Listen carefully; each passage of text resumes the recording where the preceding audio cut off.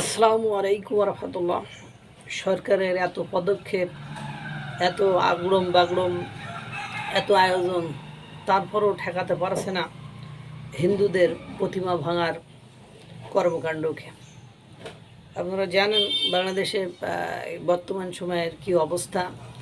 মানে কিছু কিছু লোক আছে ধর্মের বোঝে না, তারাও অন্যের ধর্মের মানুষকে ছোট করা, খাটো করা, এই প্রতিযোগিতায় নামে। মহান আল্লাহ তাআলা বলেছেন, তোমরা অন্যের ধর্মের মানুষকে, অন্য ধর্মের কে গালিগালাজ করো না, তাহলে তারা না বুঝে আমাকে গালিগালাজ করবে। অর্থাৎ এই কথা দিয়ে এটা বোঝায় যে মহান আল্লাহ তাআলা বলেছেন, মানে ইসলাম ধর্মের মানুষরা যাতে অন্য কোনো ধর্মের লোককে নিয়ে, তার প্রতিমা নিয়ে, তার মূর্তি নিয়ে, তার উপাসনা নিয়ে বাড়াবাড়ি না করে, কথাবার্তা না বলে, তাহলে তারা না বুঝে মহান আল্লাহ তাআলাকে গালিগালাজ করবে।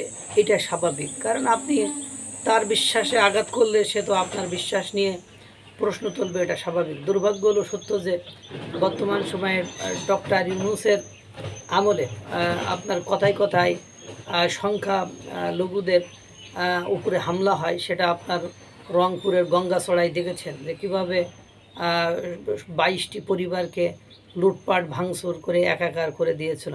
মাইকে ঘোষণা দিয়ে এই কর্মকাণ্ডগুলো হয়, কিভাবে মানে পিটায় হত্যা করা হয় সংখ্যালঘুদের, সেটাও আপনারা দেখেছেন।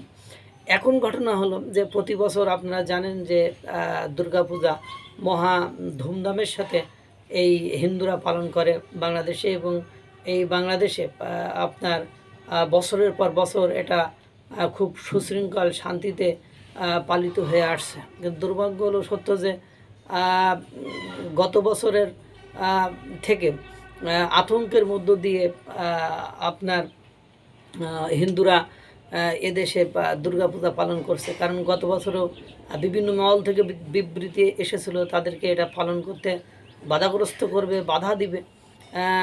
এর পরবর্তীতে সরকার বিভিন্ন পদক্ষেপ নিয়ে বিভিন্ন নিরাপত্তার মধ্য দিয়ে কোনোভাবেই সেটা পালন করে। এবছর ইতিমধ্যে কুষ্টিয়া এবং গাজীপুর দুই স্থানে প্রতিমা ভাঙচুর করেছে।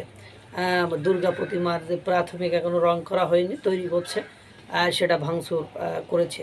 উক্ত অঞ্চলে যৌথ বাহিনী এখনও কোনো পদক্ষেপ নেয়নি, যদিও তারা সেখানে ঘুরে এসেছে প্রতিমা ভাঙচুর করার সময়, আবার সিসিটিভি ফুটেজ সাথে করে তারা ভেঙে চুরে নিয়ে গিয়েছে। এতে করে স্থানীয় জনগণ যারা সনাতন ধর্মী অর্থাৎ হিন্দু ধর্মে, তারা বলছে প্রতিমা তো আমরা মেরামত করে নিতে পারবো, কিন্তু আমাদের ভিতরে যে আতঙ্ক ঢুকে গিয়েছে সেটা আমরা কিভাবে রদ করবে। এবং আপনারা জানেন দুর্গাপূজা উপলক্ষে মহা সমারোহে বিভিন্ন মেলা অনুষ্ঠিত হয়। সেই মেলা এবার আর মানে যেখানে পূজা হবে তার আশেপাশে আর মেলা বসতে দেবে না। স্বরাষ্ট্র উপদেষ্টা জাহাঙ্গীর হোসেন তিনি বলেছেন যে এখানে নাকি মদের গাঁজার আড্ডা হয়, এই বলে তিনি এতে নিয়ে হিন্দুর অধ্যুষিত অঞ্চল বা হিন্দুরা রেগে আগুন হয়ে গিয়েছে। দুটো একটা দোকান বসলেও বসতে পারে, কিন্তু কোনো মেলা বসতে দেওয়া না। কিন্তু তাদের এই পূজার অনুষ্ঠানের মেলা একটি অন্যতম গুরুত্বপূর্ণ বিষয়, সেটাকে ঠেকিয়ে দিল স্বরাষ্ট্র উপদেষ্টা।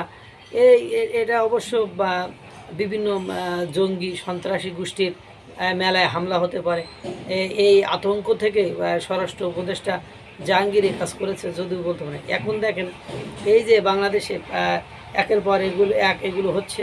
ভারতের নরেন্দ্র মোদী সরকার, তিনি বিজেপি সরকার, তারা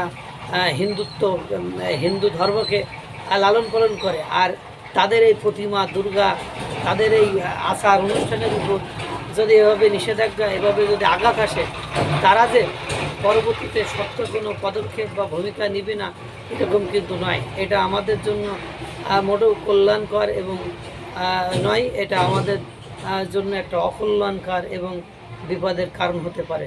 আল্লাহ তাআলা সকলকে ভালো রাখুক, সুস্থ রাখুক। আসসালামু আলাইকুম ওয়া রাহমাতুল্লাহ।